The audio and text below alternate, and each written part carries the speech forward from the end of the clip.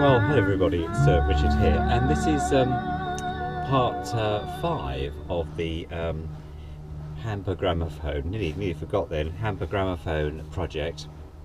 And this weekend has been absolutely wonderful. The last couple of days I've been doing some work in the grounds of the house here and actually cutting back quite a few trees with a friend of mine who that's what he does for a living, and he's been round and helped me out. So we've had the hedge cutter and also the chainsaw out, and he's taken all the stuff away in his van. So things are looking a lot neater now, ready for the onset of winter, I suppose.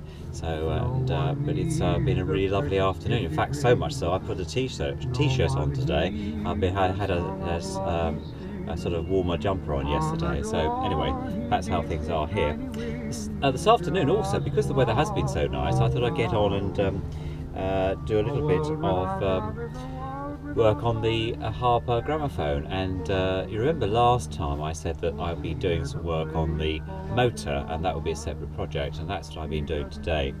In the background I've got El Boli playing, and it's on the CD, which I've had for a while now, Vocalation CD, El Boli Remembers.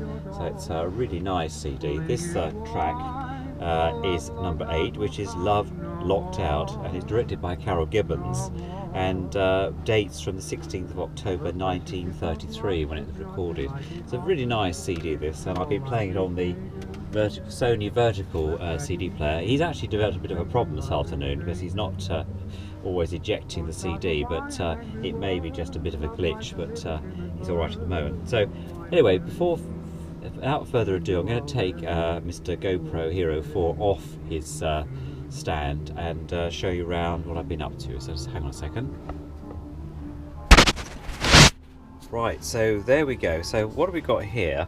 Well, we've got the components for this number 20 Garrard motor. It actually, interesting enough, it says Decca on the plate here, but in fact it's a Garrard 20. And I've been doing some cleaning. I'm just about to soak the spring box, which is here, in some oil, just to give it a really good re-oil before it goes back into the motor itself. Now with these you had to be a little bit careful, and I haven't actually taken the contents or of the spring box out, because some of them you can't get the winding screw back in again afterwards. Some of them you can undo.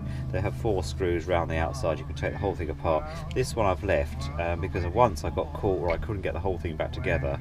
Ended up having to buy a new spring box. So this one's working fine. So I'm just going to I've soaked it in some spirit today, and cleaned it out, all the rust off, and I'm now going to, as you can see, it's really nice and shiny. I've cleaned out all the sprockets there, and then I'm going to soak it in some oil overnight, and so to give it a really good chance, just in case. But the oil, apart from the gooey stuff that was all on the outside, the grease seems okay to a larger extent.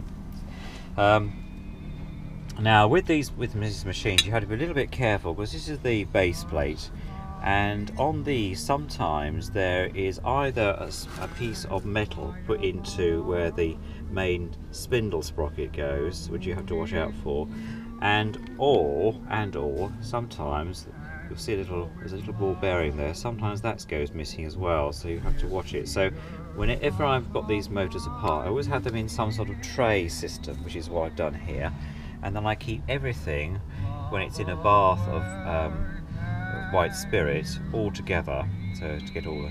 Again, I've spent some time today, a few hours today, cleaning out all the winding sprockets on there from the old greasy stuff. This is the main spindle that holds the turntable eventually and takes the record. I've also cleaned up the governor. This is the governor. This controls the speed and fits into the main bulk of the motor, so that's been cleaned up. And then there's a middle sprocket as well, which connects the motor spring where all the energy is stored to the main winding sprocket itself. So this is the main housing. and I've cleaned that up. There's the pad here. This is the felt pad that runs against the governor, which controls the speed, and we normally set it at 78. That's in good condition. So all in all, time spent cleaning all the rust off on that today, it's looking really good.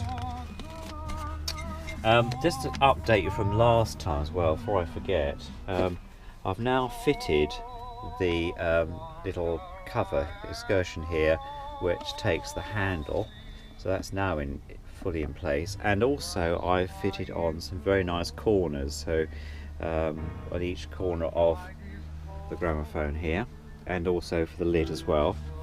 So the motor board is looking good. I've also fitted the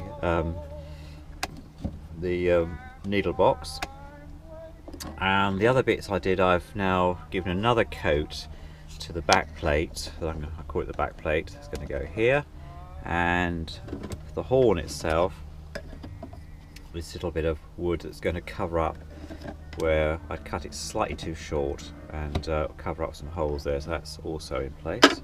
So that's all looking very good. I think the whole thing's looking quite smart actually now. So, but all in all, a very successful session. But there we go, and El Bodie finishing us off. So look forward to all your comments, and speak to you all soon.